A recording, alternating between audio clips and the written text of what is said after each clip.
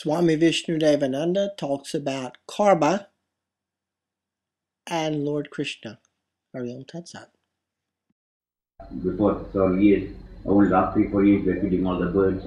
There are thousands of them coming. I never thought they can survive minus 10 degrees, minus 20 degrees. Amazingly, somehow God has given some energy for them to survive the coldest winter in the origins. And somehow they pick up food from, I don't know how they pick it up, if we didn't feed. They survive. And then spring comes, they all fly back into their old natural habitat where they can raise up their young ones. The same way, like 4 seasons in our year, our universe contains 4 seasons or earth plane. These 4 seasons are called yugas. Yuga means age. Now, this calculation of the age of the earth, 4 yugas, are not just merely someone's imagination.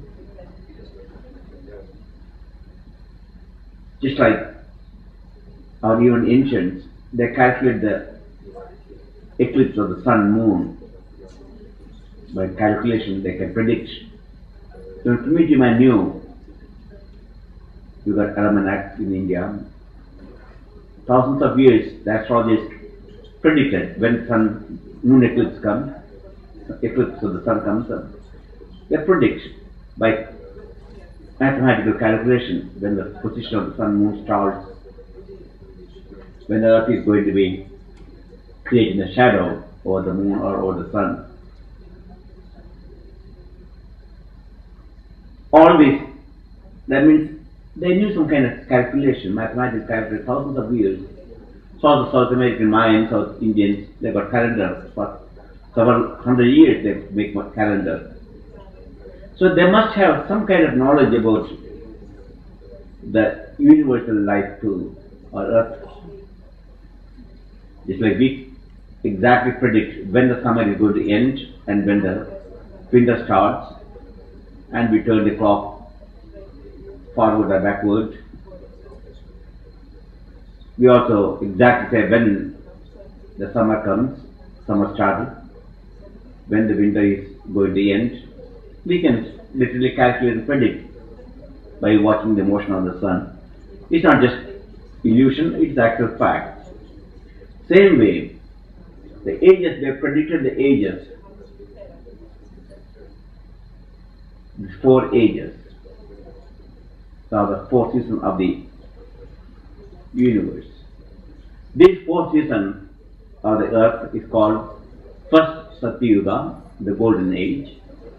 You can't translate it again, Satyuga in English. The literally Satyuga means, Satya means truth, the age of truth. Sattva prevails. People's minds are very beautiful. Very seldom people get sick. Sickness are known in the Satyuga. The life is at least 500,000 years people live. Long life. Mind is very strong, powerful. And willpower also good. They establish in dharma. Mean truthfulness, honesty, celibacy. This is a natural state. Everyone practices this. It's common. Sandhyavandanam, asana, pranayama, pratyaharam, dharana, dhyana, samadhi. It's the inherent factor. No one tries to quarrel, no fighting.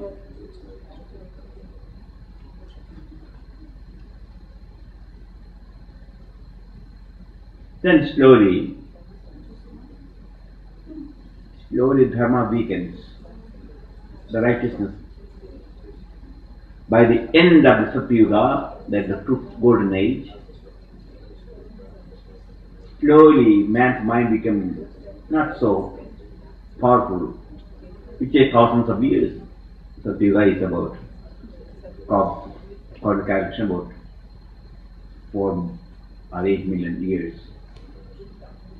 At the end, the man's mind become very weak, life become very, life expectancy not so good as before, but still dharma prevails. You leave some money or gold somewhere on the road, no one will take until the original owner comes and picks up. Such is dharma. They sacrifice their happiness for others. By the end of the Satyuga, it to God, but not so much, but still good. Then there is a period called Sandhya. That means the twilight before you go to the next age. It's neither summer nor winter in between, not fall also. Summer, fall. It's neither summer or someday, now it's a specific winter, so cold, and tomorrow it can be very hot summer. And suddenly when winter comes, in November the snow comes here, and October suddenly there was snow, and November snow melts. So we don't know if it's winter or summer, you know. And Christmas time there was lots of snow in one year, and the next some other year all the snow melts and becomes icy. The whole place will be icy and very warm, no snow at all. So the twilight period, the Sandhya. At that time, a period is neither changed to next yuga, next age, nor the previous yuga, of Sandhya, the twilight period. At that time, dharma is not so perfect. At that time, the incarnation comes to establish back again. In different ages, different incarnations, different types of incarnations come. The first incarnation of Matsya, or the fish. Maybe the cause, most of the earth was underwater and few land continents existed. There was only one continent existed at that time called the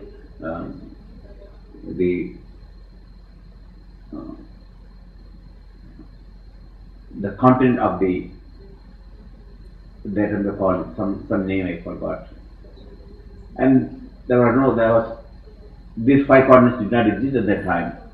Even now when the priests repeat the mantra, Bharavasya, Bhadagande, and they repeat, there's only one continent, supercontinent, and then in that some portion, they call Bharataganda, Bharatavasha, Bharatadvive, and it's called Jambudvipa. The original continent is called Jambudvipa.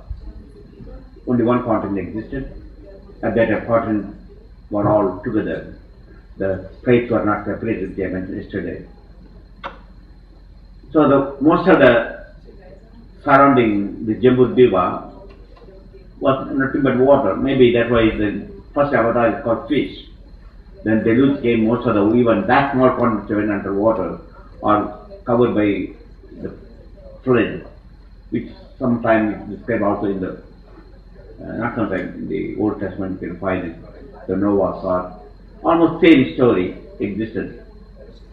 So the fish came and they brought all the things, the Vishnu incarnate as Matsya. Then slowly the land came back again. The deluge is gone, the continent came back again to original state. Then comes the next yuga, Dwapara Yuga, the age of the second age. We can, if you want to translate, easy translate silver age if you want to call it. Not silver, but better. But not like gold. There's no more golden age. So twice gone, much down. Silver age means man's mind is not so powerful, but still dharma exists. Still righteousness exists. Not so much, but people still doing tapas and penance and worship and so forth. And end of the Treta Yuga, Treta Yuga, is second age. Then again at the end of some millions of years, again the dharma goes down. Then Lord takes the incarnation to establish back again. Next is the Kurma Avatara, or the Kurma means tortoise. It's amphibian. It's neither, you can live in the water as well as in the land. So the established incarnation is in that type. Yes, I'm just giving an idea, but don't take literally. But this is some way how we can coordinate the ages, the avatars, the incarnations. Then, by the time several million years gone, and then the age further deteriorates, and next age called Dwapara Yuga, Copper Age, if you want to call it, Bronze Age. And by that time, millions of years pass, so the several others came now, several times. Matsyan Purnam Varaham, next is the wild boar. Means that particular incarnation, again, symbolical, boar represents animal. But man is more evolved from the amphibian state now into an animal state. So the incarnation more to that particular state. And then from Varaha, Matsyampam Varaham, Narasimha. Now changed. Little bit further deterioration. Now the incarnation is of Narasimha, man-lion. Now man is neither completely a man nor animal, in between. The face looks like a lion, but body is like an animal. So body is like a man. So again, evolution, you can see that how the evolution takes place and the consciousness develops. Narasimha came and brought up one time where the demonical force controls the whole world. And only Lord has to come incarnate in that form, particular form, for various reasons. That will take a long time to explain. Then, Dwapara Yuga ends at the beginning of the Krida, second and third age, the beginning of there comes many demonical forces came. And then Lord takes the shape of Vamana or dwarf. This is to establish back again karma and give the higher dimensions to the Indra or the celestial king and their inhabitants. He takes the form of dwarf. See again evolution now from man animal to reach the stage. Fully man is not developed, but dwarf stage. Again, I'm just giving an idea how the evolution, the 10 incarnations takes place. Then from the dwarf comes Sri Rama, Matsyampam, Vamanam, Sri Rama, Parshurama, and that means again now here the Lord takes place, Parshurama, the most powerful destroyer of the kings. All the kings become like mafia. And they start robbing the people, and their egoistic power they start using on Brahmins and good people. So as Parshurama he came, he cuts 21 times or so all the families of Kshatriyas or the warrior class or kings. Thus he established back again Dharma. Then comes Sri Rama. By that time the age is getting worse. And Ravana, like 10-headed Ravana, many demonical forces, they control the world. And even the angels are thrown away from their kingdom. Now, she established Dharma, and Lord Rama takes the form of a prince. This Ramarda is the fullest, which almost final stage of human evolution. Here, Rama demonstrates how a family should live. Rama was an ideal son. He kept the father's command and kept his word truthful. He did not care the kingdom, but he has kept the duty of a son to his father. So his brothers like Bharata, Lakshmana, they were also ideal brothers. Rama allowed them. Even Bharata got the kingdom, but Bharata won't accept. No, I will not take it. It belongs to Rama, my elder brother. He is the king. And with all the entire kingdom was asking Rama to come back to Ayodhya to rule. But Rama said, no, my brother, it's our duty of the son to keep our father's word true. Otherwise, he had to go to hell. I will not take. Bharata said, again, brother, I cannot rule the Ayodhya, your kingdom, it's your kingdom. And the father gave the word to you, but Rama said, you are going to be the king. So you have to go back and rule. For 14 years, I will be in exile, 14 years in the forest. Rama, Bharata said, requested one thing. Give me your sandal, I will take and keep it in the throne of your throne. And I will not stay in the palace. 14 years I will stay in a small tiny village. I will not wear any royal robes. I will wear only the bark of the tree, and I will not keep my hair like a royal king. I will have jada, the matted logs like the rishis. I will not eat any cooked food for 14 years until you come. I will rule the kingdom from the village, but not from the throne in the palace. I will never even just do anything with any type of pleasures of the world. I will live like a mendicant and yet take care of the orders of the father and you as the king. And the representative I will be ruling. So 14 years Bharata stayed outside the palace, just kept only Rama's sandals. So Rama was the ideal son, ideal brother, ideal husband. You can never see a family as full with love, with duty, with compassion, with power, strength. Yet they never transgress the duty which allotted to them. And then finally, Rama's incarnation is over, and by the time end of Dwapara Yuga comes, horrible days. As all dharma, 4 dharmas are gone, Lord Krishna then comes incarnated to establish dharma.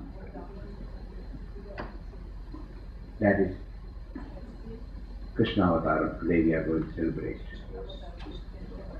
After Krishna Avatar, a minor avatar. Krishna is the perfect. Now we reach the perfection of the Vishnu's incarnation. He comes with all his 16 colors, like the full moon. From the very beginning, childhood onwards, he demonstrated his supernatural power, not to demonstrate the power, but to destroy the evil darkness. Then as soon as Lord Krishna left this planet Earth, then the Kali Yuga, the Iron Age, the most horrible age of our age came. We are in the Kali Age. All dharma lost. There is no dharma. No one practices any type of righteousness. Crooks will survive, and which you all know the story what's going on. And the Kali Age going on, and the end of the Kali, the next incarnate, one minor incarnate came in between Buddha. Buddha would not do much, he only preached something. The next incarnation is not to come for preaching. The preaching days are over. He comes as a Kalki, a promised Messiah, with a sword in hand, and destroy all the wicked people. Because no more talk sufficient. And he will establish again the Satya, golden age will come, when all the people of this universe who did not practice dharma, law, they are destroyed, and the Swatik people remain. The peace comes to all the hearts. Again, the golden age starts. People live for a long time. Everyone is happy, truthful, honesty, for common, and goes on. Again deterioration, 4 ages gone, billions of years pass. Then again goes on. The dharma goes from Satyuga, 4 ages. And this goes on revolving every, like 4 seasons, 4 yugas revolves. And like 1,000 yugas, like this, 1,000 Chatur-yuga, 4 yugas together, means 400 times, 400,000 yugas, makes it one kalpa. Then Mahapralaya comes, the cosmic deluge. All the created universe, infinite number of universe, all will merge in the cosmos. And there is neither heaven, nor hell, nor devils, nor angels, nor human beings, or animals. Nothing will be there to serve. Everything will disintegrate and go back in the original state where they come from. This is called Mahapralaya, or the great cosmos, where everything merges back in the original state. And this Mahakalpa lasts millions and billions of years, cosmic night. And the cosmic morning, again, a new age will start. Again, heaven and earth and planets are back again. In the cosmic morning, cosmic midday, etc. Again, the yuga starts. So this way, universe expands and contracts, not just continuous evolution. Evolution and dissolution, evolution and dissolution. Today is very important for our heart. Our heart is filled with Kali, the dark force, the negative force of the Kali, where dharma, even yogis and swamis like us, we don't have any more dharma. We don't practice any more religion and God. We only preach just to make some living, to make some money.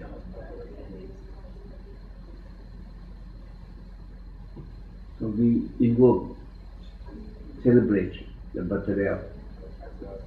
of Krishna. Means he is birthless, Supreme Being is birthless. But using the Maya to create an illusion, he is taken birth in the physical universe. They start with dharma.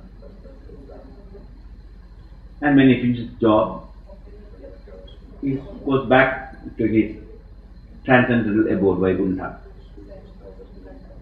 And Lord incarnates for one purpose, to lift us toward the higher dimension. As we have fallen down to earth dimension, third three-dimensional space and time. So he came for all beings of this planet. There are infinite number of planets like that, but this is only one small tiny planet. For us, it's great, it's our home. There we have Catholics, Protestants, Jews, Hindus, Muslims, etc. This is our home, planet Earth is our home. And he came to remove the darkness, negativity. So we celebrate.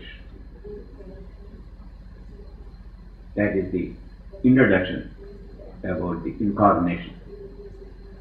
The difference between incarnation and reincarnation, this is what we must understand. We are born because of karma, as we are talking about karma and disease. We came because we have fulfilled many karmas. They are not completed. So we are forced to come, take birth in different times, in different regions, like all of us come from various parts. And because of dues we have to pay, we have not completed our dues.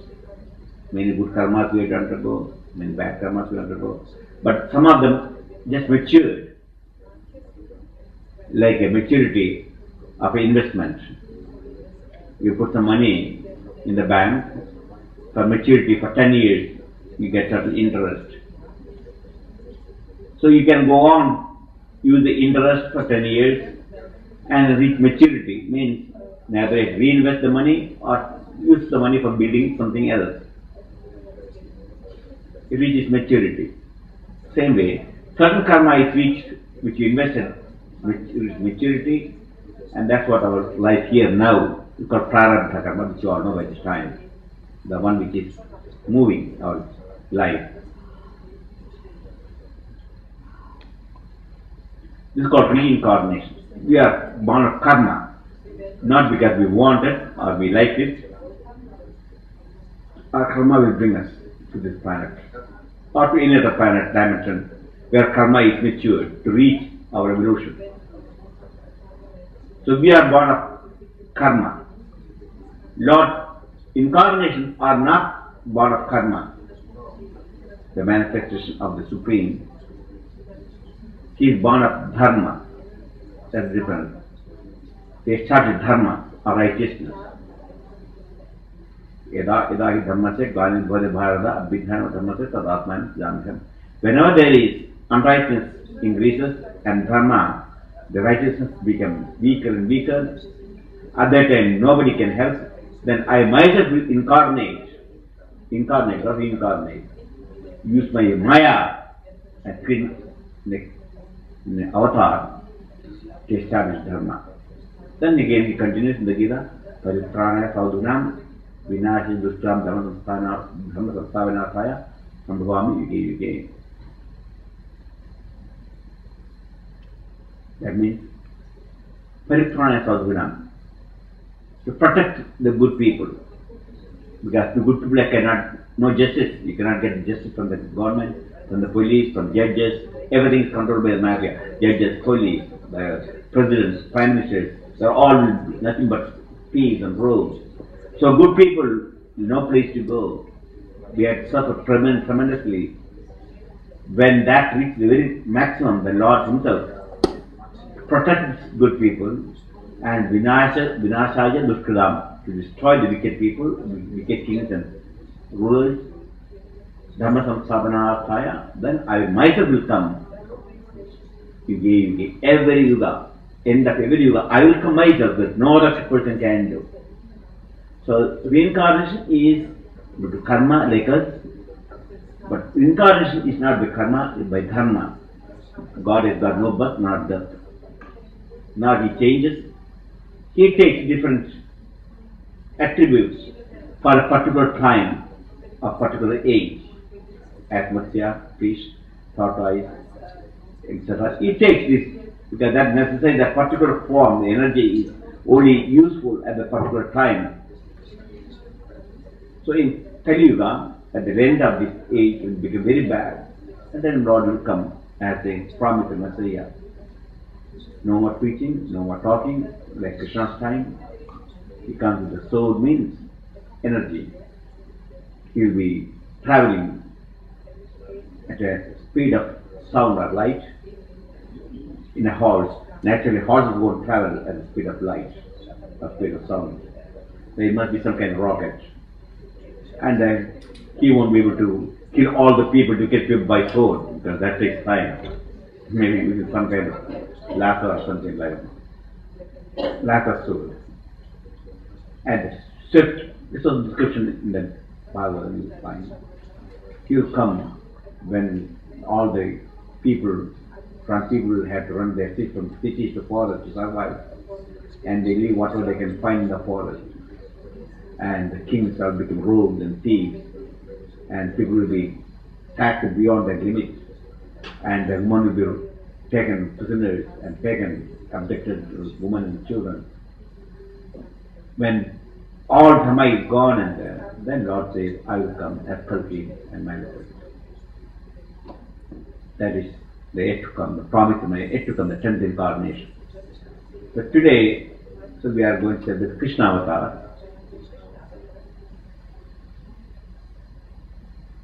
Somehow there is some relationship by Christ's birth and Krishna's birth, some relationship. Christ is also born in midnight, so Krishna also born in midnight. When everyone sleeps, incarnation comes. Because no one knows the God is here. That's symbolical. And Krishna was midnight not only in the physical earth, it was also midnight in the heaven, the heavenly time, midnight in the heaven. All astral universe, it was midnight. From there, celestial point of view. He incarnated, tested karma into planet Earth. That's called incarnation and reincarnation. One is born of karma, like us, reincarnation. Incarnation is born of dharma, or righteous, just because He has the full control over the Maya. We got no control. We are inside the Maya. We are caught in the Maya illusion. We think the world is illusion. But Lord, He is beyond the karma, Maya. Because He controls the Maya. He is Mayapati. He is the man who controls the very Maya itself. Just like a spider. Example is a spider.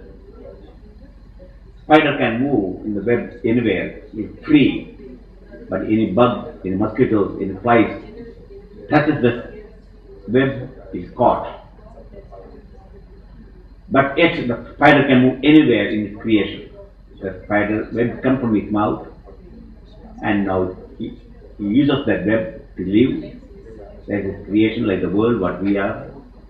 And yet the creation is not, what we create is going to not affect you, and he's free. The spider can move around free in his own creation. So the Lord created the universe like a web with Maya, and he is not affected by the Maya. We are like the flies or bugs who are caught in the Maya and unable to shake the Maya. That's the difference between the incarnation and reincarnation. This is introduction. I go to next. The holy scripture called Bhagavatam describes all this Krishna story and incarnation, all the 10 incarnations, and minor incarnation also. There are altogether minor 10 minor incarnations and major incarnations. And hearing the story of Bhagavatam, our Krishna story, is a sword to cut the Kali, the dark forces, the negative forces. We cannot escape with our own power. It's impossible. Kali is very powerful. Kali and Kali, that's not one and the same. Do not confuse. Kali is one of the manifestations of the goddess Durga. Kali is a dark force. Kali age. We were translated iron age, if you want to call it, or old age. Very old. It means one walk. So this Kali age, iron age,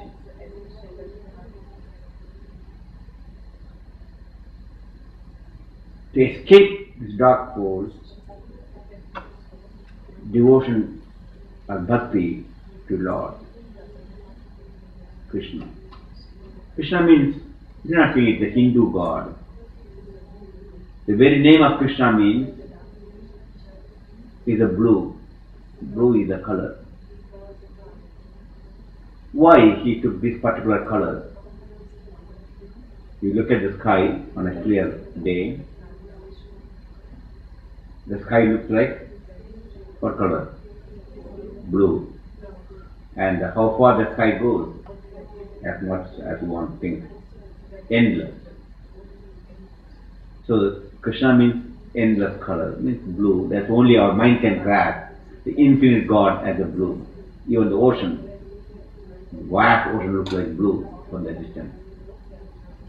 So blue represents the infinite God.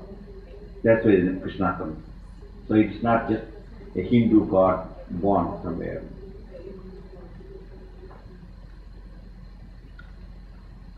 And also different avatars, different ages, the different colors. Colors mean wavelengths. Some avatar is pure white, but the Kali Yuga, Lord Krishna took the blue, the vast blue energy to counteract the negative dark forces.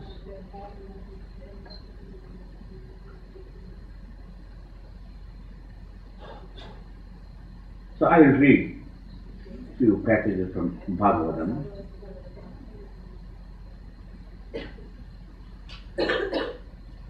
Also, this will help you also to understand the lost thought, which I mentioned, certain karma and disease. Lost the thought determines your future. The sum total of that thought what we create, and that will be the last thought. It will be very painful. Then many of you will be, or the human being, the thought is very negative, living is very negative. Adharma is only the case. They will have a terrible death, a horrible death, painful death. And they become earthbound spirits or ghosts. And one of the story I am going to read in Bhagavatam, the glory of reading this book will release even the most horrible sinner from the earthbound state. Generally, a person dies, families do some prayers and some offer flowers in the church or synagogue or go to the grave and offer. They get relief and happiness, the departed soul. But some extreme soul, negative soul, earthbound souls, many of these ceremony, so-called rituals, what we perform ordinarily after death, will not give any relief. They suffer, they go on in the earthbound state, living among us without having anything, able to communicate, without having feet and collar, head, etc. They suffer terribly. But even that earthbound spirit, most horrible one of the person, we are going to hear the story from Bhagavatam, he got released from this dark force, earthbound state. And that was take the story of in the beginning, the gold blown Mahatma.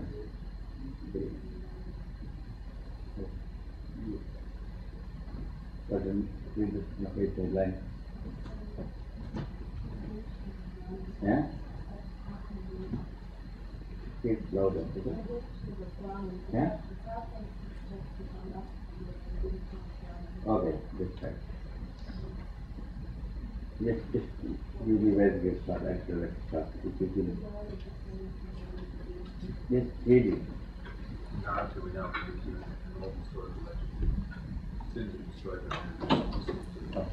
Okay, I'll just give you a summary first, then you can understand it very easily.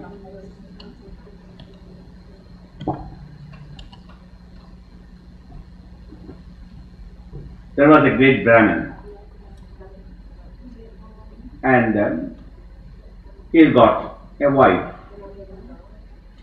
but due to karma did not have any children, and the Brahmin was dispersed because family without children is lonely.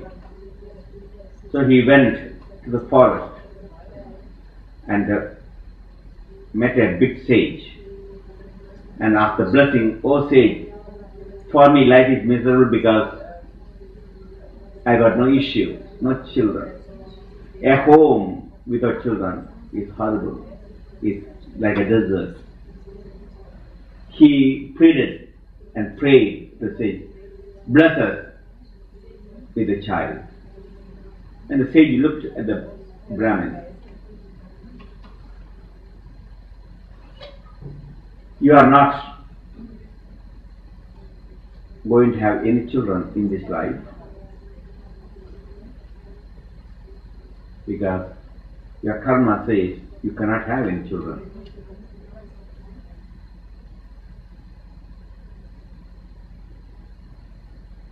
So don't ask this boon, which will bring you only misery and suffering." But the Brahmin's mind was so much attached to the family and children, wife, etc. He again prostrated before, "If you don't bless me with a child, I will just take my rice in front of you. For me, living is no meaning without a child." And the sage knew that he is going to have lots of suffering. Yet, he said, "All right, here I give a fruit. You give this fruit to your wife, And she must follow these rules for a year. He must not sleep during the day. He must eat only one meal a day for a whole year. And he must do certain rituals, worship, etc. at a certain time. If your wife keep these rituals and keep the body, mind pure, and then eat this fruit, you will have a child, a good son. And the Brahman was happy. He proceeded to the sage and took the fruit and went to his home and gave the fruit to his wife to eat. And we are going to a child blessed by the great sage, and told about what are the vows. 1 year she cannot have only one meal, and she cannot sleep during the daytime, and the other rituals and worship, etc. She was scared. My God, 1 year I can't eat anymore. One meal only I can take, and more I can't sleep during the daytime. I can't go for playing card with my friends. All is prohibited. Yes, then only we have a child, a good child. She said, oh my God, what a terrible thing I'm going to have for a whole year. And moreover, he thought, if I get pregnant, then I had to carry the 9 months my baby, and my baby will be very big and I look ugly. And then not only that, the robbers come to rob. I cannot run with a big baby in my belly. I can't run. I can escape.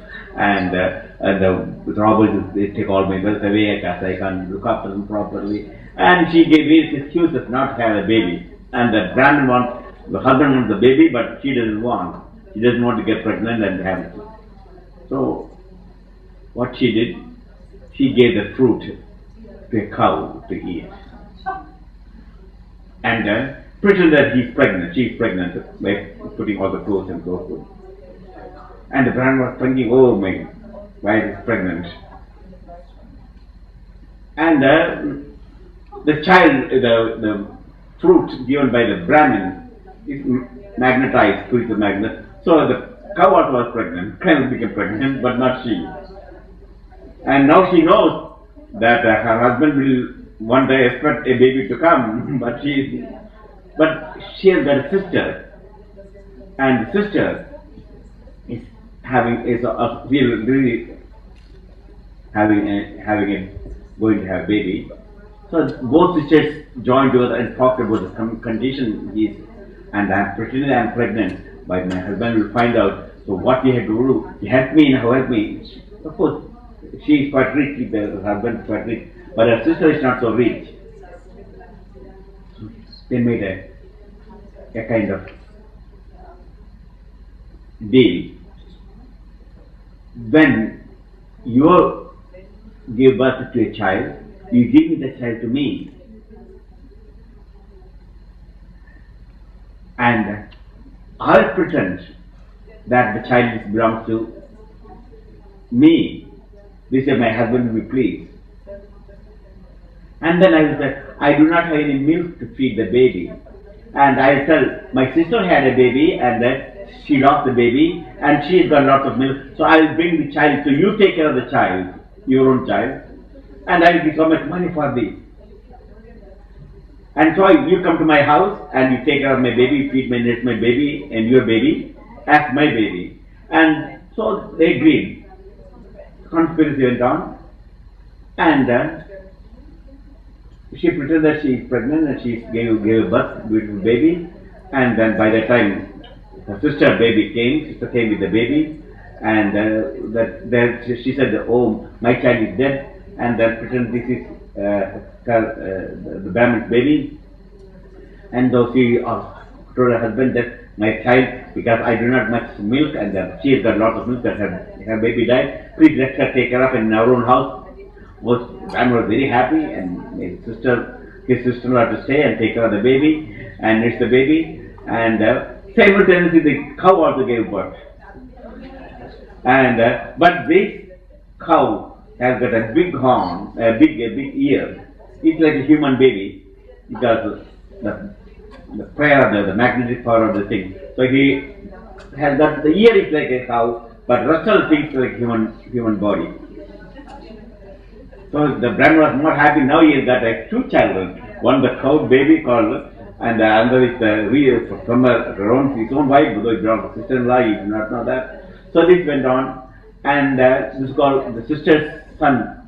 Grew up like a Dundugari. His name is Dundugari, a very horrible person, and he used to steal and beat the mother, beat the father, and so forth and so forth. He killed the, take the children, throw in his, as if they are playing the children, and throw them into the wells and burn them. And every type of atrocity he did, from the very childhood. He steal everything, he beats everybody, and he doesn't practice anymore from there on, only killing, looting, and making. And then he grew up, and the father cannot anymore take this caste. The Brahmin told, you'll have a very negative life, we have a child.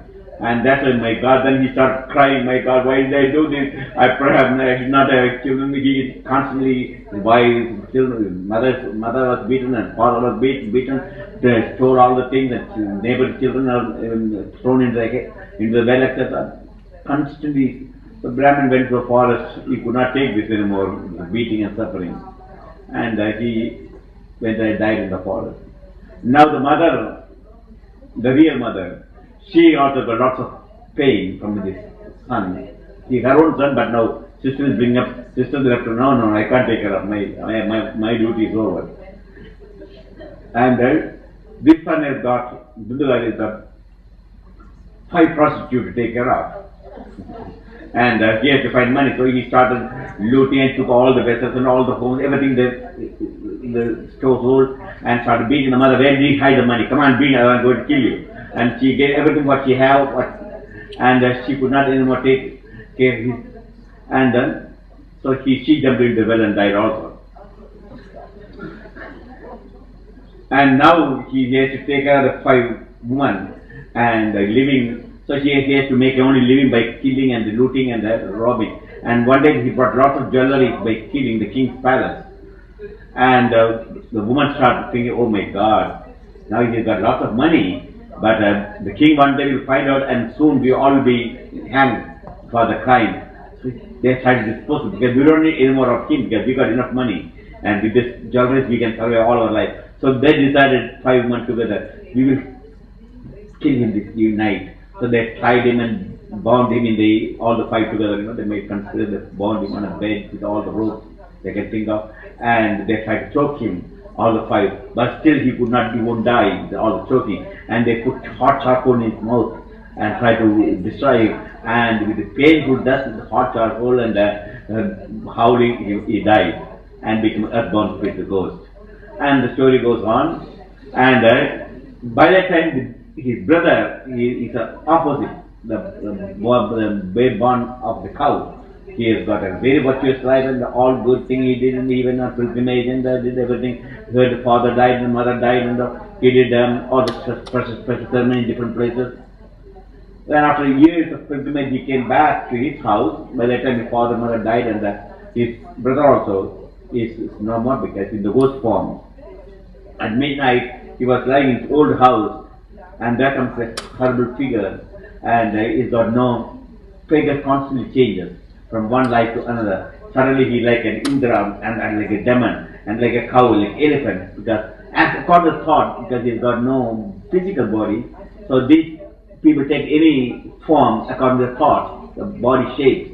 So he takes different forms and appear before the brother. Gokarna, his name is Gokarna, his elder brother, his good brother, came out of the cow. And he could not speak, this ghost cannot speak. He knew that some kind of earthbound spirit is trying to communicate to him. Gokarna is very advanced now, very spiritual person. So he cannot understand why this is trying to communicate. He is changing his form continuously. That means according to thought, the body changes. So there must some earthbound spirit. So Gokarna took from his water as a little water and repeated the mantra and just trembled, just see what is going on in him. And suddenly he is able to speak, because negative karma, the pain was so bad up to this time. Just few minutes he got little strength now because of magnetic water coming from the brothers. And they asked, who are you? Then he said, I am your brother Dundugari, and I lived such a horrible life, and then The governor said, I heard they did that a long time ago. I did special worship in the various prayagas, tirthas, ganges and so forth for your peace in the departed soul. But how come you are still in this earthbound stage? Then he said, my karma is very bad. I will not escape from this stage, from this earthbound stage, unless something to do. And so please find a way. Then Govardhana started looking into various methods and everything. There's no way this time goes to escape from the earthbound stage for a long time. And the pain is horrible in this. And he heard to read 7 days the story of Bhagavata, and that will remove the soul from the earthbound state and he gets natural release, freedom to higher dimensions. That is the story and we are going to. But anyhow, you just read it. It's very important for you as we got time. What's the time? 10:30? 20 So we got time. So we can read the story. Now you got the idea, now you'll be able to understand. Because too much commentary ago. You use your brain now to understand. But concentrate. Because that itself, when you hear this story, your negativity, your ghost like activity inside, the ghost also we have it. You are able to get rid of that. Narada, we now relate to you an old historical legend. Sins are destroyed by merely listening to it. In days gone by, a beautiful town was situated on the bank of the Tungabhadra. All the residents of that town performed the duties of their castes, spoke the truth, and engaged themselves in righteous acts. There lived in that town a Brahmin named Atmadeva, who was well versed in all the Vedas and proficient in performing rites laid down in the Shrutis and the Smritis. He was glorious like a second son. Though rich, he made his living by alms. His wife, called Dunduli. Alms means they Brahmin, true Brahmin, they go and they live, not just keep money, but they with alms. His wife, called Dunduli, was of good parentage and good looking, but she always ruled over her husband. She indulged in worldly gossip, mostly talked a lot, was cruel and miserly, an expert in household duties, though quarrelsome. So the Brahmin couple lived together affectionately and enjoyed life. They had enough to satisfy their desires and achieve their objects. They had a good house to live in, yet they were not happy. When they became aged, they commenced righteous deeds with the object of having an issue. They started gifting every day cows, land, gold, and cloth to the needy. In this manner they spent half their fortune on righteous deeds, yet they did not get a son or even a daughter. Even a daughter. This greatly worried the Brahmin. One day the Brahmin, distressed as he was, left his house for the forest. At midday he felt thirsty and therefore went up to a tank. The grief born of issuelessness had made him lean and thin.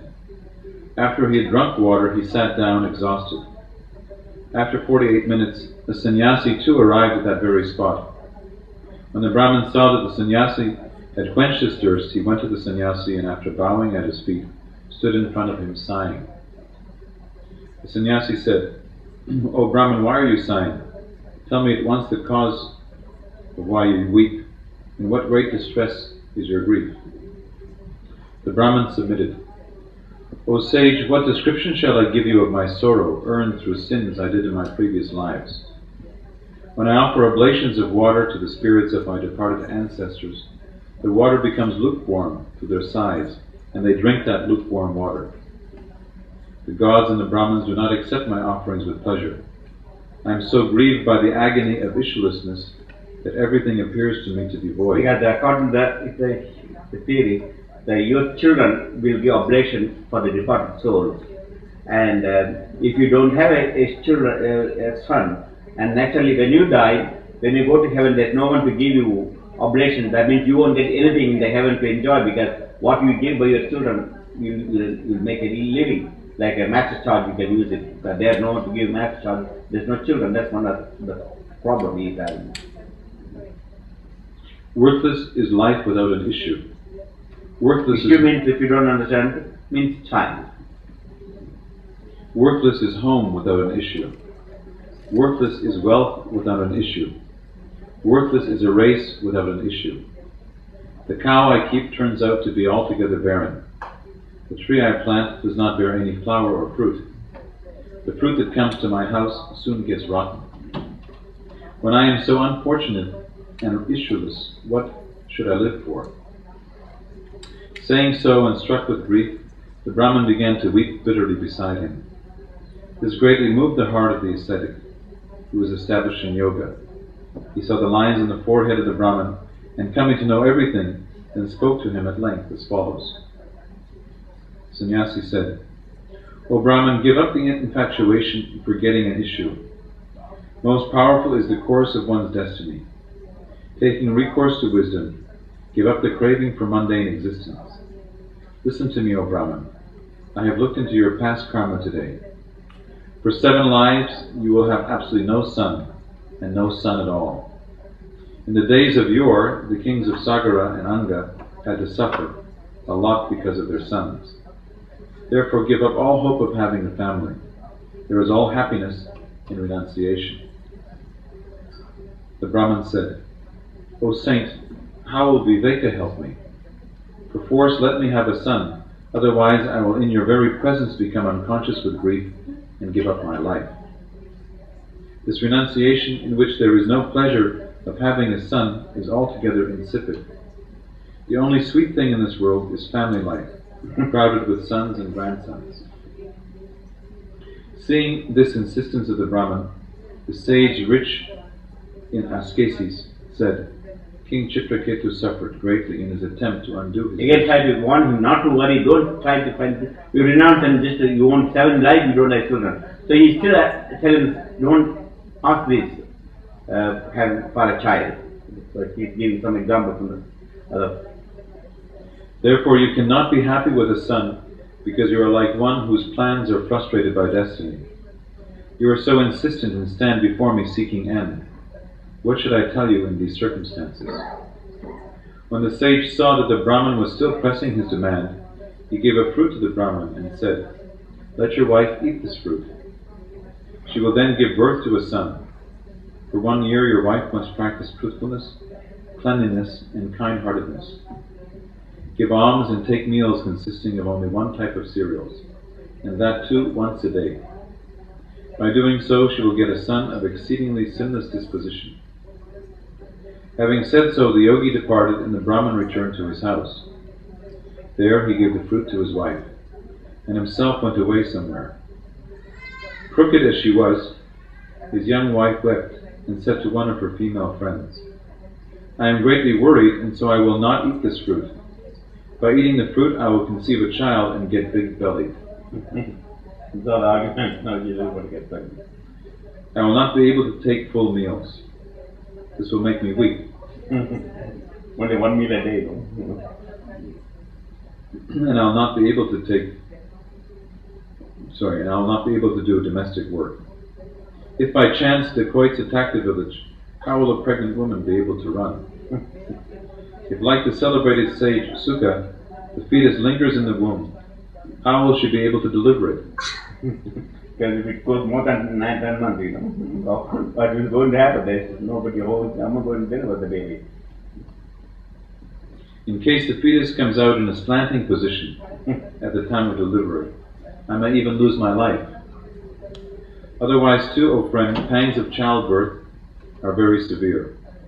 How will a delicate woman like me bear them? When I become feeble due to confinement, my husband's sister will in that case take away all my possessions from my house. Moreover, it appears difficult for me to observe the vows of truthfulness, cleanliness, and so on. A woman who has borne a child has to suffer a lot in bringing up the child. In my view, the happy woman is she who is barren or who has lost her husband.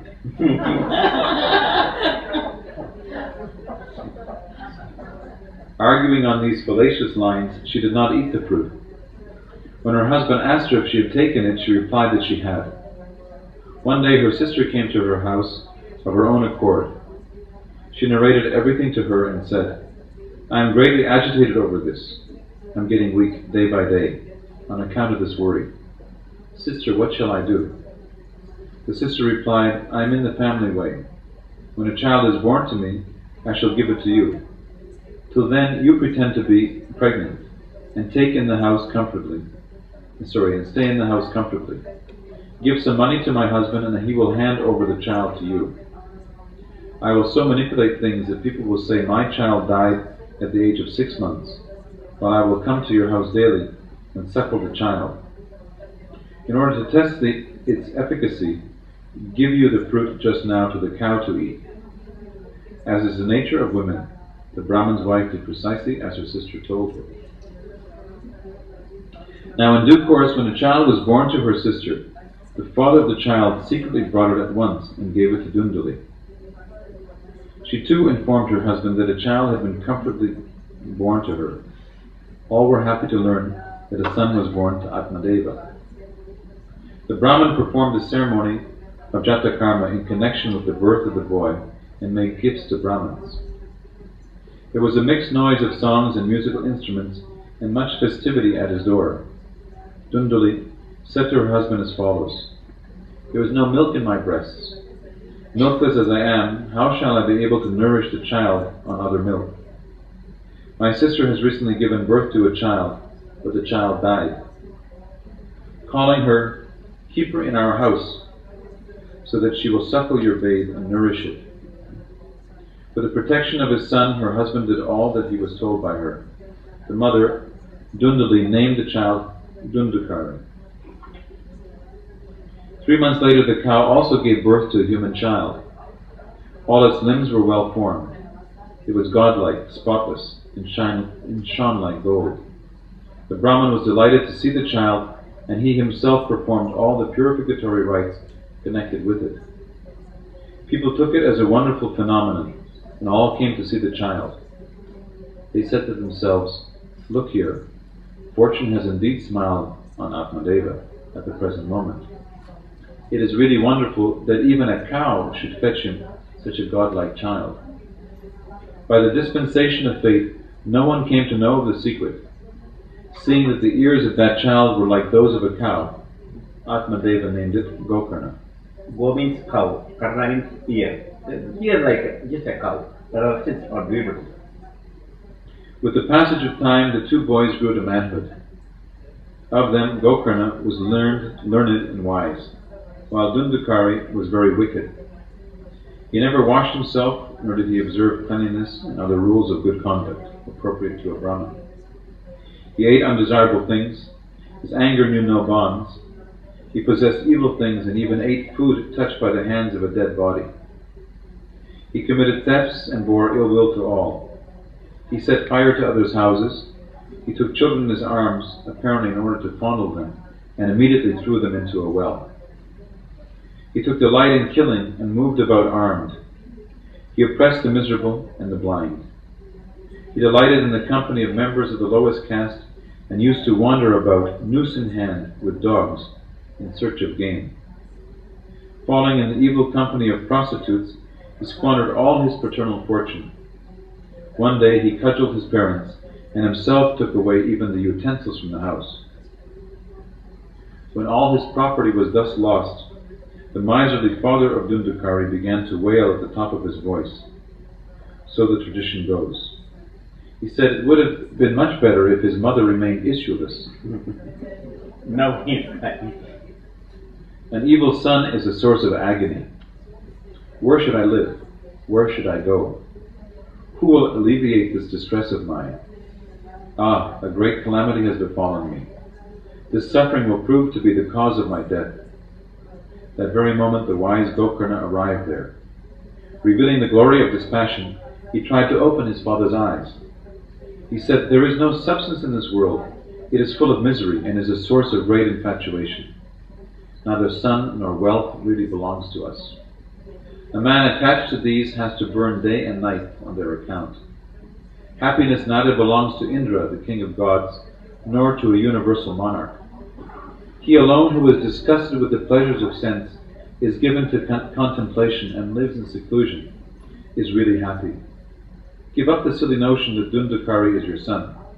Through infatuation, one's lot is cast in hell.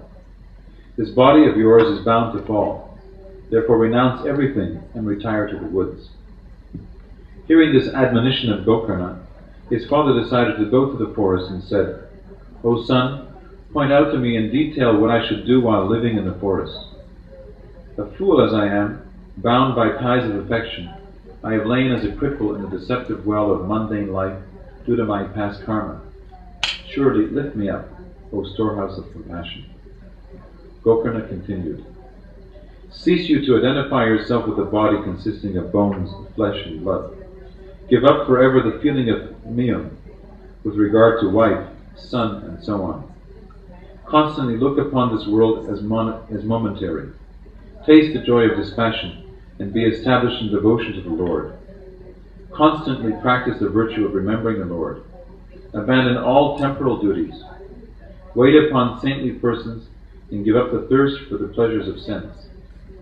Ceasing at once to dwell on the shortcomings and excellences of others, enjoy you exclusively the delight of serving the Lord and listening to his stories. Renouncing his home in response to his son's advice, Atmadeva withdrew to the forest.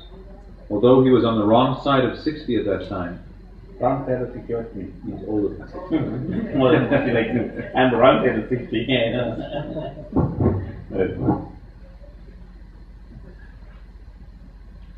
he was a man of firm determination, engaged day and night in service to Sri Hari, attained to Sri Krishna by regularly reading Book 10 of Srimad Bhagavatam.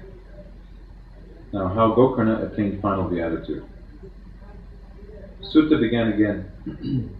His father, having retired to the woods, Dundukari severely beat his mother one day and threatened her, saying, "Tell me where the money is, or else I will thrash you with a burning stick."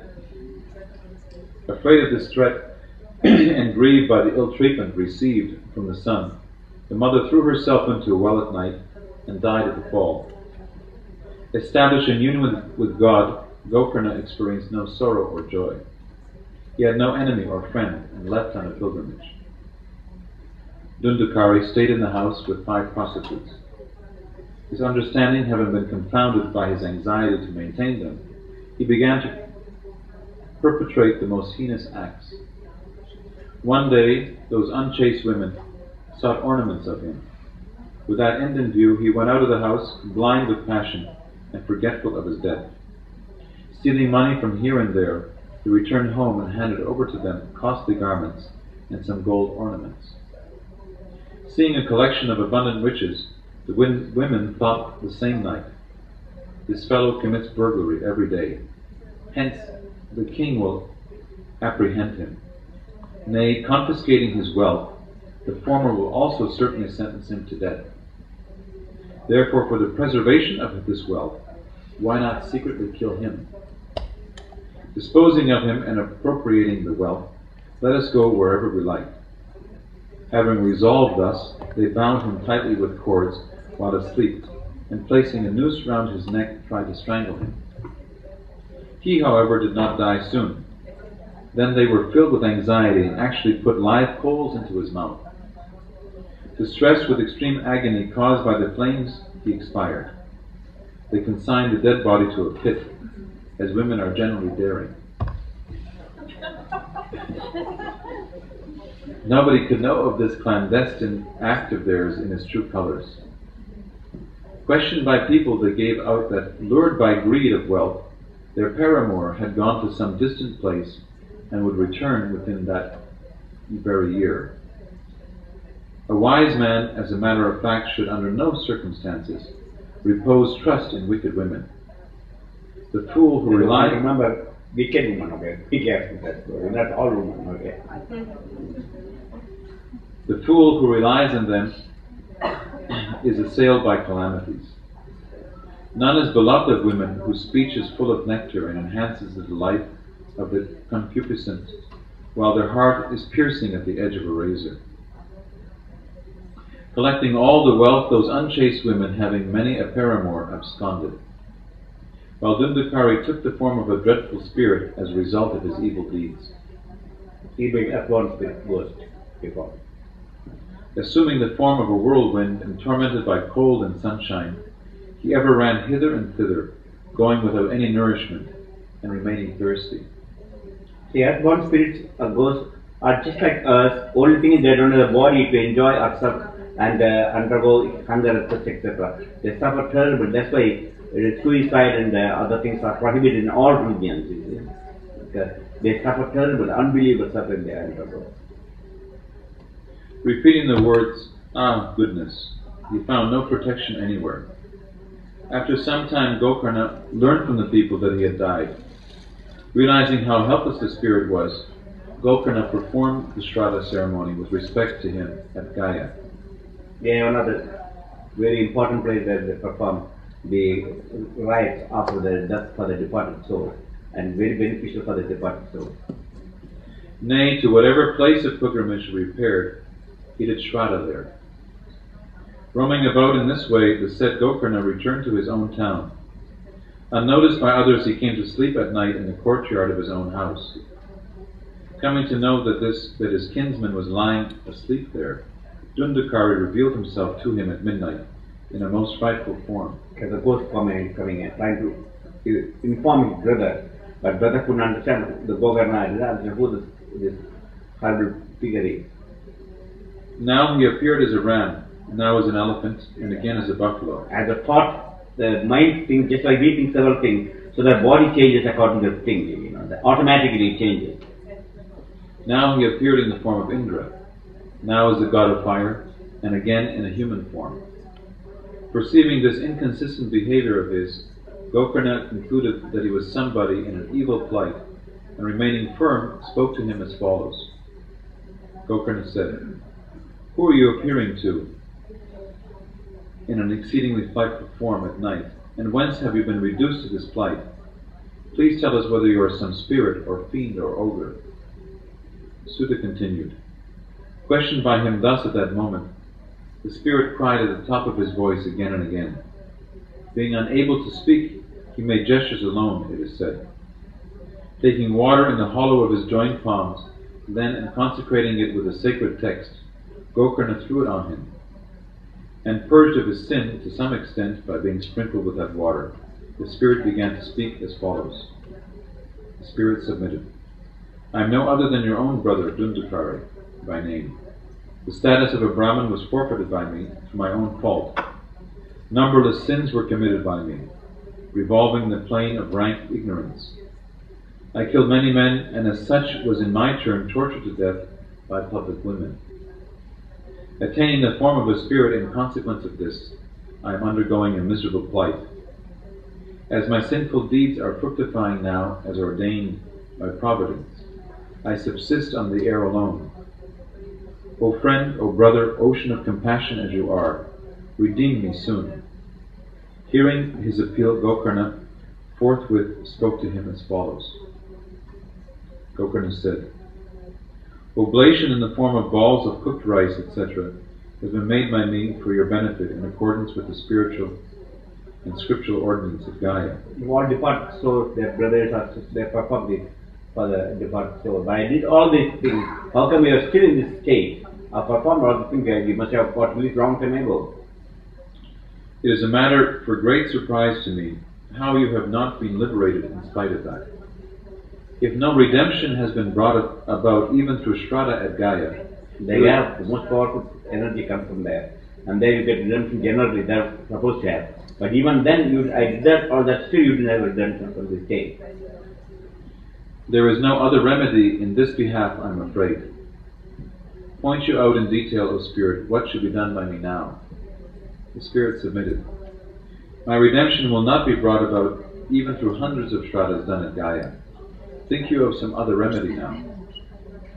Gokarna was struck with wonder to hear that reply of his and said, "If your redemption cannot be brought about even through hundreds of Shraddhas done at Gaya, your liberation, I am afraid, is impossible.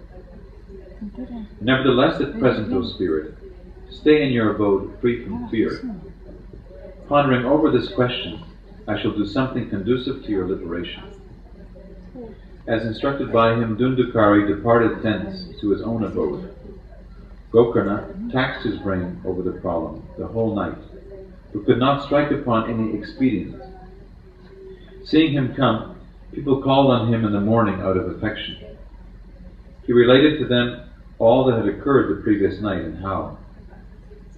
Men of learning, those established in yoga, enlightened souls and exponents of Vedas, even though they ransacked heaps of sacred books, did not see his liberation through any expedient. Thereupon, on the question of his liberation, the verdict of the sun god was accorded the supreme place by all. Gokarna, they say, then arrested the movement of the sun god by virtue of his ascesis. He prayed to the god as follows: "Hail to you, O witness of the universe!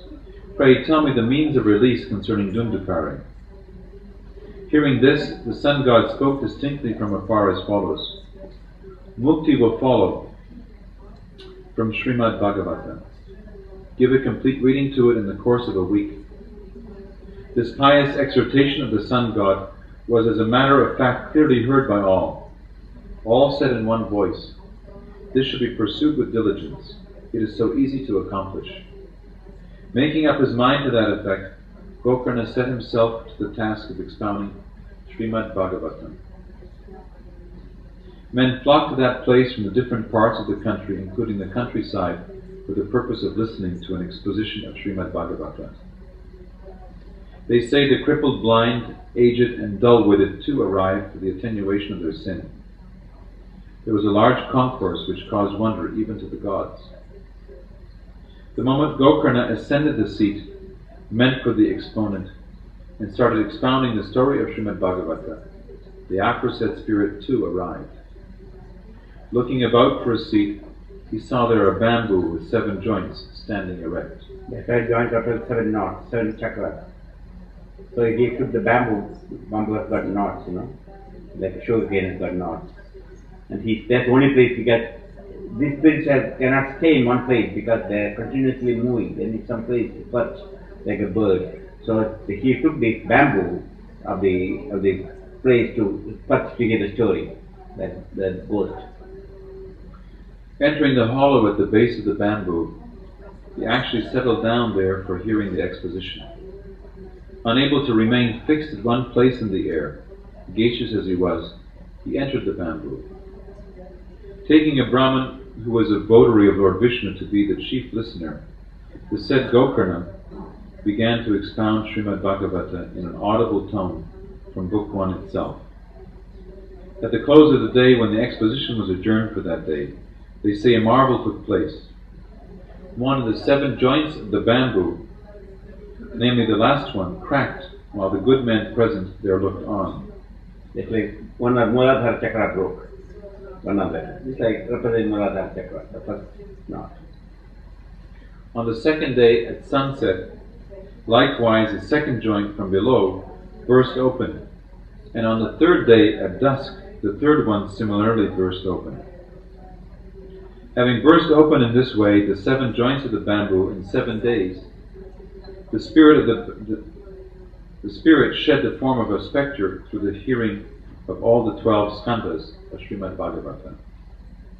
He appeared in a divine form, dark brown like a cloud, clad in yellow silk, adorned with strings of tulasi beads, like Lord Vishnu form, wearing a diadem on his head, and decked with a pair of alligator-shaped earrings. He presently greeted his brother, Gokarna, and addressed him as follows: "Out of kindness, O brother, I have been rid by you of the deluded form of a spectre. Blessed is the exposition of Srimad Bhagavata, which drives away once for all the agony a spectre is heir to. And praiseworthy is the 7 days reading of Srimad Bhagavata, which bestows on the hearers as its reward an abode in the realm of Sri Krishna.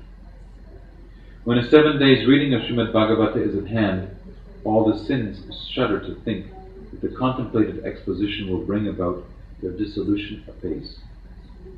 Even as a fire consumes all kinds of pieces of wood, whether moist or dry, small or big, so does the 7 days hearing of Srimad Bhagavata eradicate all kinds of sin, whether recent or long-standing, minor or major, and perpetrated in thought, word, or deed. It has actually been declared by the wise in an assembly of the gods that the birth in this land of Bharatavarsha of men who fail to hear the story of Srimad Bhagavata is fruitless. If one does not get to hear an exposition of Srimad Bhagavata, Of what avail is this unstable body, maintained through excessive fondness, nourished well, and made stronger? The body is supported on a column of bones, held together by a network of nerves and tendons, mortared with flesh and blood, and covered all over with skin. It is full of bad smell, being a receptacle of urine and feces. It is afflicted with old age, sorrow, and metamorphosis. It is the home of diseases, frail, difficult to satisfy, hard to maintain, corrupt, faulty, and momentary. It has been characterized as having its finality in what goes by the name of worms, if it is buried, feces, if it is devoured by vultures and crows, dogs and jackals, and ashes, if it is cremated. Why then should one not perform with this unstable body action leading to immortality? What permanence can possibly be ascribed to an organism nourished with the essence of a foodstuff such as rice, which if it is dressed in the morning gets rotten by the same evening? To the hearing of a 7 days exposition of Srimad Bhagavata, Sri Hari is brought within one's reach. Hence the aforesaid indeed is the only means of driving away all kinds of sins. Like bubbles appearing in water or mosquitoes among living beings, those who remain deprived of hearing an exposition of Srimad Bhagavata are born only to die. When the joints of a dry bamboo, a purely material substance, can be broken open to the hearing of such an exposition, what wonder then if the knot of ignorance in the mind gets similarly snapped thereby? The aforesaid knot in the heart is broken, doubts of every kind get resolved, and the residue of past karma gets eliminated when a 7 days exposition of Srimad Bhagavata is heard. When the sacred water in the shape of such exposition, which is highly efficacious in washing off the stain occasioned by the mud of worldly life, gets treasured up in the mind, mukti, or final beatitude, is declared by the wise as ensured. Even while the Spirit was speaking in this strain, they say, there arrived on that very occasion an aerial car, manned by denizens of Vaikuntha, and invested with a dazzling halo. The spirit of Dundukari, the son of Dundali, boarded the aerial car, while everyone looked on. Beholding the attendance of Lord Vishnu in the aerial car, Gokarna spoke as follows. Gokarna submitted. On this very spot there are many sinless souls that have listened to my discourse. How is it that aerial cars have not been synchronously brought by you for them? Yes, sir. So many people heard, but only aerial car came to you. How come? Others also heard my disposition. The answer. It appears that all those assembled here have listened in an equal measure. How then has disparity come about in the matter of reward? Kindly explain this, O beloved servants of Sri Hari. The servants of Sri Hari replied, the disparity in the matter of reward here has come about on account of diversity in hearing the exposition. Though it has been heard by all, it has not been reflected upon in an equal degree of intensity by everyone. Whereas here the man is in so much pain, he wants to get out of. So he never moved out of the place, constantly heard. Others are just wandering for the bathrooms and eating food and so forth, their mind constantly wandering. That's why the difference between Dundagari and others who listen to the story. Therefore has this disparity resulted in the matter of reward in spite of their common devotion, in the shape of hearing the Lord's stories.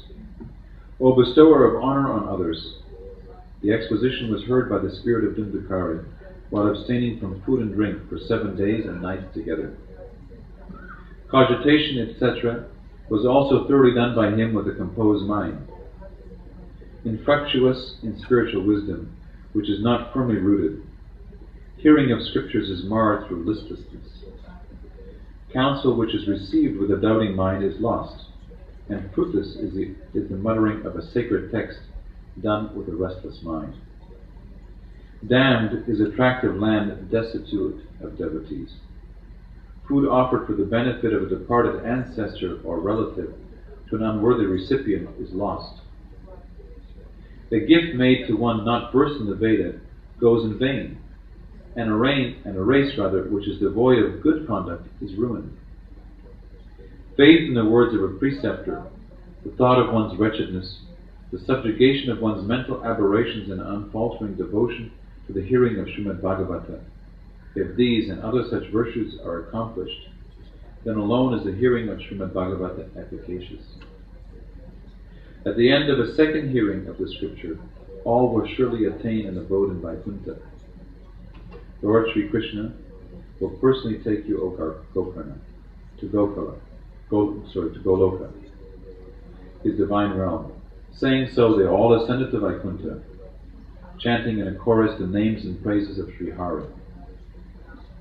In the month of Shravana, roughly corresponding to July, Gokarna gave an exposition of Srimad Bhagavata according to the same procedure in the course of a week once more, and they all heard it again.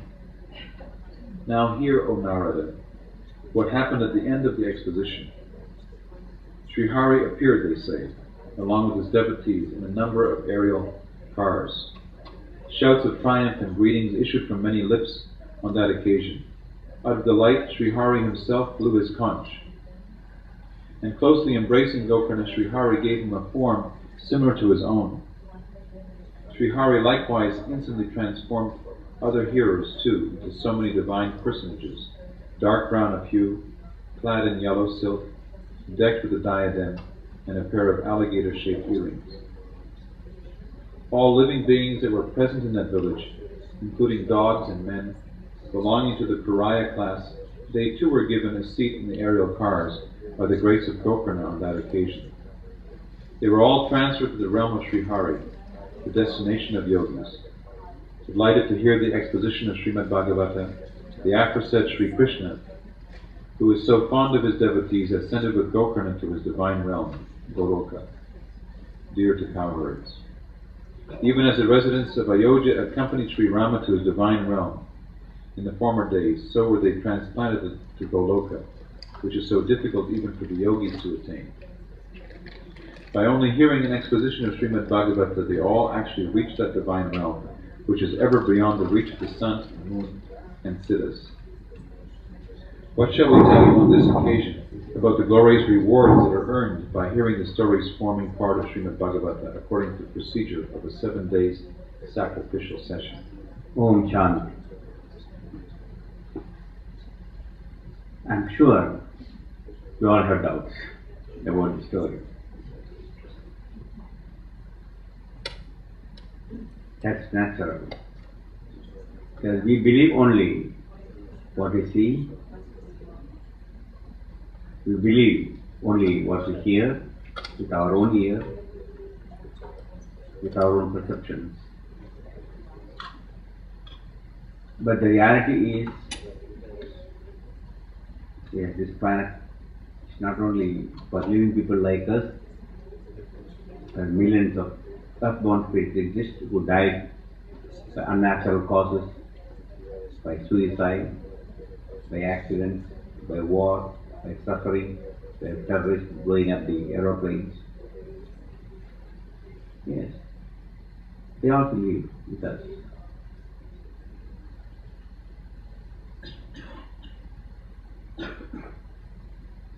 So the karma, even in that most sinful souls who are earthbound will not get released from the earthbound state to higher realms, higher planes or higher heavens, or even to hell. Only God's name can help you. It is not merely a story. It's all real. Even if the bad people get in suffering, not only bad, like Gundugari, any attachment, even positive attachment, as Jagadharada, who renounced everything, went to the forest, meditating, and suddenly he found a deer baby, and then suddenly he forgotten attachment to the deer baby was so powerful, he forgotten his duty, though he renounced his kingdom, his wife and children and so forth. Now he's attached and he has to be born as a deer. But of his good deed he could remember the past. Even in that state, you are bound to suffer. Even good behavior like that. Imagine then how much is bad behavior. I'll read the brother story from Karma Disease. Read that story. It's a short time. It's a long story, but anyhow, just see how it works.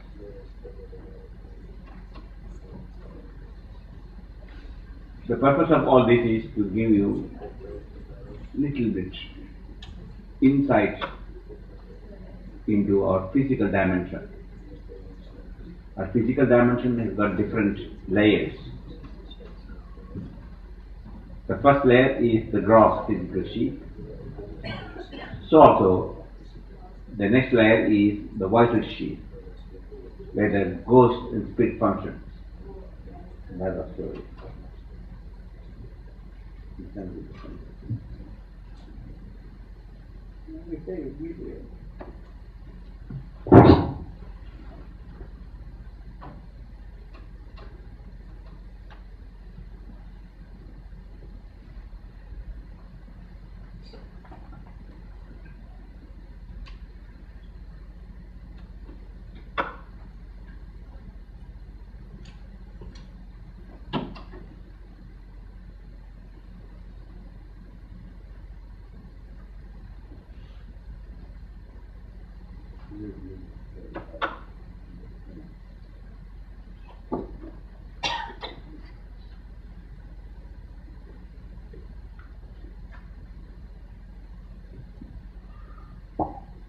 Story of King Bharata.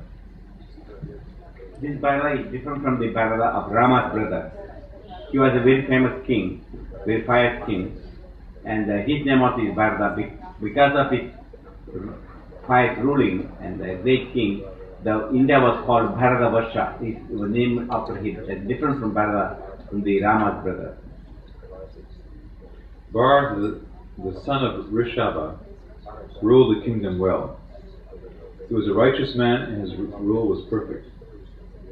So famed was the earth under his rule that in later days he earned the name Bharata Varsha, since the good king Bharata ruled her. In the wake of his ancestors, Bharata followed all the rules of conduct which were prescribed for a king, and the earth was happy under his rule. He was a great devotee of Narayana. In the heart of Bharata was imprinted the form of the Lord. When he felt that he had enjoyed the kingdom and the pleasures it held long enough, Bharata divided his kingdom among his sons, crowned his eldest son as the king, and renouncing everything, he went away to Haridwar, the ashrama of the sage Kulaha. The ashrama was located in a picturesque spot. It was surrounded by the river Chakra, which is even today full of shaligrams, the stones which are worshipped since Lord Narayana is said to pervade them. Bharata stayed alone there, and with flowers and fruits collected by himself, he would worship Narayana every day with a full and overflowing heart, overflowing with bhakti. He had passed beyond the stage where the pleasures and the pains of the world affect man, and his heart was filled with peace born of renunciation and detachment. He had reached the very ecstasy of joy which comes of intense devotion to the Lord. His heart would melt like water when he thought of Narayana, and tears of joy would often flow from his eyes. His heart was like a deep lake into which he had immersed himself and his ego and his self. Every day he would wander around clad in the skin of a deer, and with his hair matted and dusty he would invoke the Lord, who is present in the rising sun. I surrender myself to that glorious power which created this world, which pervades this universe and which has created it, which is the cause of the intellect functioning, which is lodged in the sun, thus giving its glory to the sun. Days passed thus for him, who knew no joy other than the thoughts of the Lord. Once, when he was seated on the banks of the Mahanadi, bent on his morning prayers, a piteous scene met his eyes. A deer had come to the banks of the river to drink water. All on a sudden, the roar of a lion was heard. The noise seemed to come from somewhere near. Frightened by the roar which was very near, the poor deer did not know which way to run. She had not even begun to drink the water for which she was thirsting. In despair, born of extreme terror, she tried to leap across the river. Because of her sudden panic, the little deer, which was still unborn till then, fell into the river. She was fully pregnant. Fell into the river out of her body. The mother deer, when she reached the opposite bank, lay panting and crawled to a cave, where after a few moments she died. Bharata, who had been watching the entire incident, was overcome with pity for the poor unfortunate deer, which had been born just a few moments back, and which was struggling on the surface of the water. He gathered it up in his arms and took it to the hermitage. He fed it with milk, and he fondled it as a mother would. Days passed, and the deer became older. By then it had become the very life of Bharata. He became greatly attached to this living thing. He who had renounced his kingdom, his wife and children, and everything else, became inordinately fond of this animal. It became an obsession with him. He could not bear to let it out of his sight even for a moment. If it went out to graze rather, he would become worried and tell himself, "My poor child has no friends, no kinsmen, no mother, and no father. He has no one except me. I am his only refuge. He trusts me completely. I cannot fail him since he has implicit faith in me. It is up to me." He would spend all his time with him. He would wander in the forest along with the deer, and he would carry him on his shoulders when he thought the young animal was tired. And if he did not come back to him when evening drew near, he would be terribly worried. He would say to himself, "Will I see my beloved deer again? Perhaps a wolf or a wild hog or some other wild animal has eaten him up. The sun is about to set and still my child has not come back. Perhaps a lion has eaten it up. Perhaps a tiger is even now pursuing it." He would walk about in agony and say, "It is dangerous to leave it alone in the forest. I must go in search of it." So saying, he would wander the forest and, like one demented, call out to the deer in affectionate terms, and when he found it, would bring it home in his arms. This affection for the deer made him forget his other duties. His daily worship of the Lord, his samadhi, when he would sit and concentrate on the form of the Lord, were now all things of the past. When he tried to worship the deer, when he would try to worship, the deer would come in and prod him gently with his horns, and Bharata would offer to the deer all the young blades of grass which he had gathered. When he sat in meditation, the form of the Lord would not come before his mind.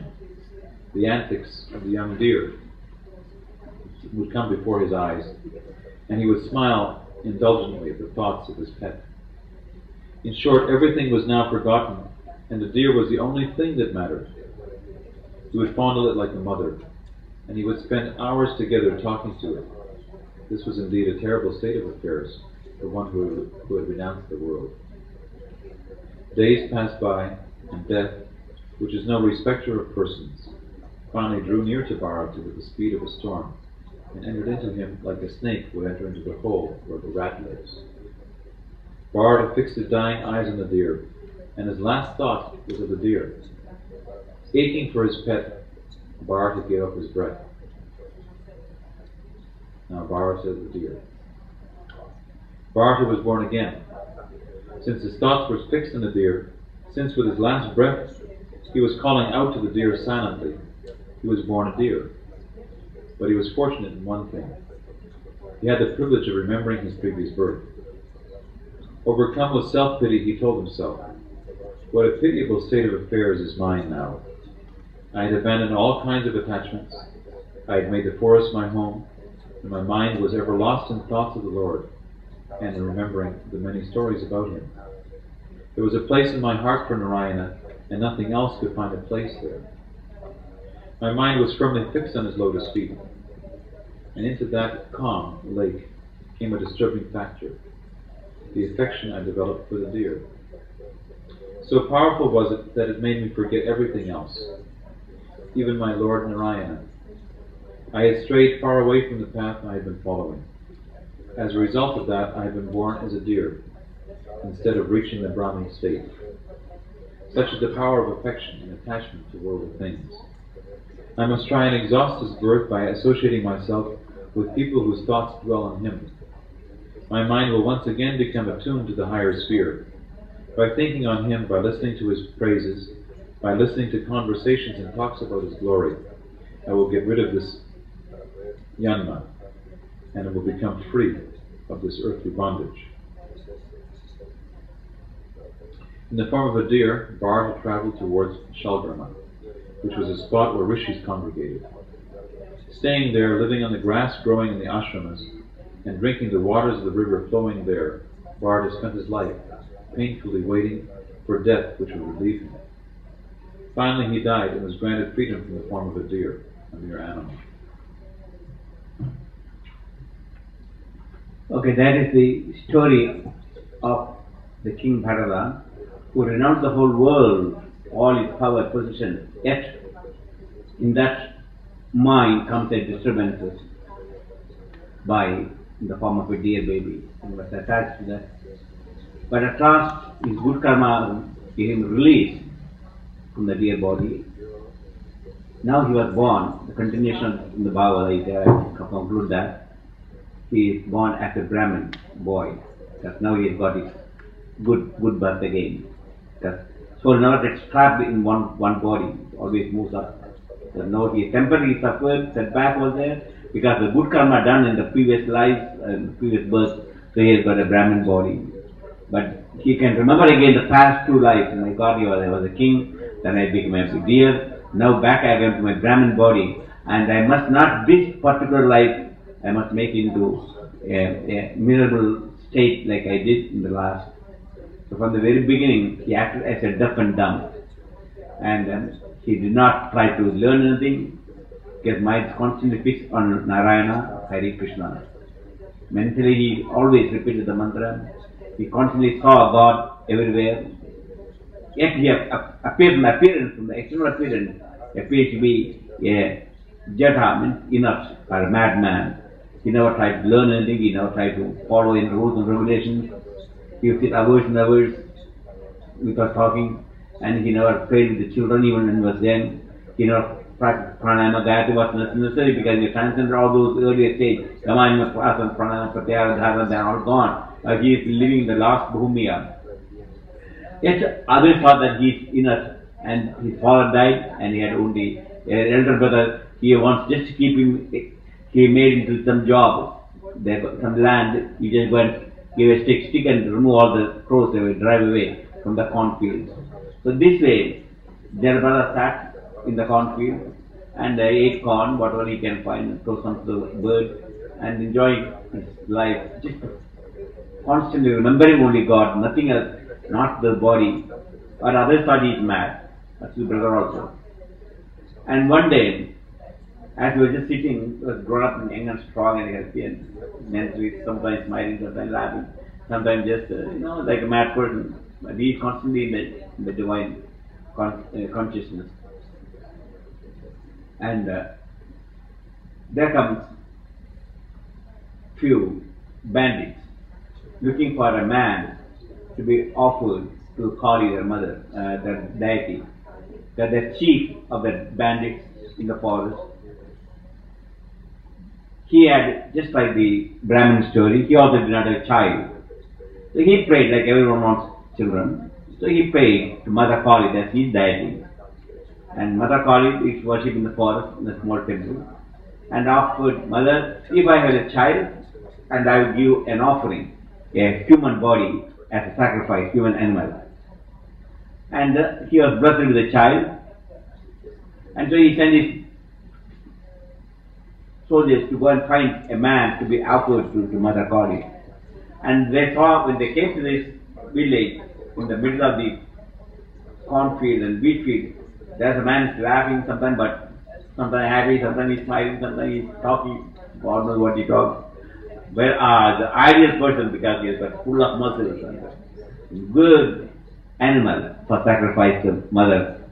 So they took him and bound him. And he won't answer also any question, he never ask any question. No. He is constantly living on the Narayana, on Krishna, Brahma. So they just took him to the forest, and first time he gave a good bath and scented oils and so forth, and gave him a good new clothes. of red silk.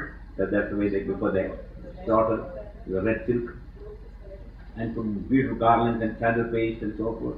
He had a sumptuous meal. They gave first time he had a good meal ever in his life, and first time he had a good bath with scented oil, and he got new clothes, and his smiling makes no difference for him. And then brought before the mother Kali altar, and the offering stone, where the sacrificial stone they asked him to put his head, and if he didn't care about anything, he just lets his head down. And again still he never thought of anything. His death or birth makes no difference. He is transcended all that. And the priest chanted, "Oh Mother Kali, we are pleased to offer this great animal." And the energy is like a sun or fire hidden by ashes. They didn't understand the hidden consciousness of this man, though he appears to be like Jedi inerts or mad. And the Mother Kali could not take that energy, cosmic energy, which he only sees God everywhere, even in the. And she could not take that, what is going to happen. Cutting this Brahman, God realized his soul, constantly living on God. He has got no enemy, no friends. And she could not take that. She just literally materialized from the statue and took the soul from the priest and cut his head and cut all the banished head. And she was praying and dancing and praying. And Bharata saw this also. And again he has got no fear, no. He just proceeded to his mother, "Oh, this again your prayer." And he proceeded, he wandered down. As he wandering down, still remembering only God in different forms, in the form of Kali, in the form of robbers, in the form of thief, in the form of the thief who came to cut his head. He wanted to see God everywhere. And as he was coming down, a procession was coming with the soldiers, and then palanquin, the king of the Rahugana, the present king, was carried by the soldiers, and the king is going to see his guru to get initiated, King Rahugana. And but one of the man who was carrying the palanquin is lying lame and painful legs, and so they want to find some replacement. And they were looking at someone in the countryside who can find a good strong person to replace this. Took quite lot miles to go. And they found this man is still coming with the beautiful orange and the red clothes, and garlands, and still smiling and talking something. Right person, he is very strong, right? So come here, hold this and take the king. Then he said, "Oh my God, I was one when king, I was carried by the people, now I had to do the same thing. Okay, that's also my karma. Though he is the God he is told, he did not deny. He just accepted that also my karma." So he took and was walking the big procession. King, soldiers in the back, soldiers, the front soldiers on the side, and the king in the palanquin. But as the godliness shows, they are also compassionate people. They are not just godless beginners. And suddenly he saw a train of ants moving slowly on the path. Suddenly he stopped, because he didn't want to touch and put a step over that. And as he suddenly stopped, the other people are not so strong. He put it like a brake, sudden brake, and the king got hit on the palanquin back. And again the warning came, "What is that going on there?" And the captain was, "Oh, your highness, there's a new man, he doesn't know how to walk properly, and be very careful hereafter, and we'll warn him, be careful." And after some time, he saw a frog on the way, he jumped over the frog, it's in one step, and he pulled the king and all the parents and everybody with them. And he got second time, this went on several times, the king could not, he just got out of the palanquin and took his sword. "I will show you, don't care about, I am a king, you forgotten that? I can give you life or death. Now I will show you, I am going to take your head off." First time he never opened his mouth up to this time, but the king was ready because he is going for initiation. He is a purified person to certain extent, but yet he is that ignorant. The first time the Bharata opened his mouth, he always acts as a madman who doesn't know how to say anything. He opened his mouth. "O king, you told me you are going to give me life or death. How can you kill my soul? This body is made of food like banana, And you are going to cut this banana and then you think that you are killing me. You don't know what death and birth means, or life and living. Just few words of Vedanta, he was a pure person also, he is purified enough. But oh my God, he is not a madman, he must be some saint, walking incognito. So he tell me, who are you in this beggar's form? Are you the Tatraya Guru, the Shramurti? All the sages sometimes they come like a mad or ordinary beggars and speak. Sometimes they help the disciples or the people who are purified. They will never recognize them, but others they come only to that people who are really advanced. They come in the form of disguise as a beggar, as a Swami or a yogi or a wounded man or a sick man. Like Gurudev, Swami Sivananda, a sick man came to his hospital and he taught Vedanta to him. So, are you Dattatreya Guru? Who are you? Why are you hiding in this form? And then, please advise me what it is. Then he said, as I was a king like you, and I was also carried by palanquin. Then I lost my Brahmanhood, I became an animal, because my attachment to a dear body. And then I passed to this life. After this, the first time I'm talking. And the king prostrated before, please make you a disciple. Teach me what is my purpose of my life, how to find the divinity. Then the Vedanta, what you are learning, he explains, the body made up of 5 elements. Within you is that supreme soul. You are that soul. The life cannot be destroyed because you cut someone's head or you rule the world, but you must rule your own senses, your own karma, the desires. You must rule your own thoughts, your own desires, your own appetite, and then you reach God again. Thus you are initiated into Vedantic Jnana, Brahma Jnana, and Bharata then wandered and leaves his physical body, and he completes his mission. Now he realized one with the Supreme Brahman. See how in each incarnation, even if you can reach very high, still you can go to an animal body for a short time even. If your karma is bad, attachment is there. This is just to warn you again. Even the great people like Bharata who renounced everything, still Maya can come and slowly sneak in behind. So be cautious. Be vigilant. Maya can come and work on you and take you all the things spiritual life you hope you have climbed up through your asana, pranayama, satya, dharana, dhyana, samadhi. You can easily go back down. That's why we are celebrating the birthday, the birth of the Lord Krishna. Because without devotion, Maya will overthrow, Kali will overthrow the darkness itself.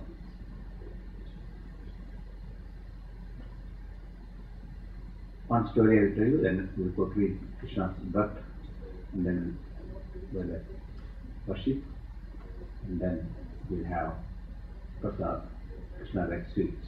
So we have neighbors of sweets, and then Krishna's birthday. Once birth after birth, we can all prepare. And tomorrow we will get up at 8 o'clock. 8 o'clock. So once you are spinning, you have some time. But Lord Krishna will forgive you for getting 8 o'clock tomorrow. If you are good. If you just hear his story, then fine. Because that's only what the purpose of this life. This body, you are just sleeping and eating and drinking and so forth. If we don't spend the time to hear the stories, to remove the negativity, dark forces, our life is wasted. That nothing can give you anything out of it. The story is about he is called just like the Jarabarda story, and you can call the story of the Dundugari. This is again last, that's the purpose of the whole story. The last thought will make you your future life. You are actually molding your future but by your last thought. Last thought depending upon some total of all the thoughts you are creating. This is a story of Ajamana Brahmin. This is also from Bhagavatam. I am just condensing in this past. Ajamana Brahmin was very pious. He's a Brahmin boy. He did pranayama like you did 4 times. Sandhya Vandana, pranayama, Gayatri. He did asana, pranayama, japa, meditation. He never missed a day. Very bright young boy. One day, his son passed karma maybe. He saw some lower caste people have a big party, drinking lower toddy and liquor, and have a dance party with naked and the one was naked, dancing nakedly, and he never seen any of these things, drinking and dancing. But suddenly, one moment at that time, it changed. The buddhi, that mind, that past karma. Somewhere a seed is hidden, bad seed. She looked at the naked woman dancing and the people were drinking and so forth and eating dead fish and dead flesh and so forth. Maybe the one small seed, those was a very good, suddenly polluted the whole thing. And he fell in love with this very bad woman and started drinking, and he lost his all Sandhya and Gayatri or the pranayama, etc.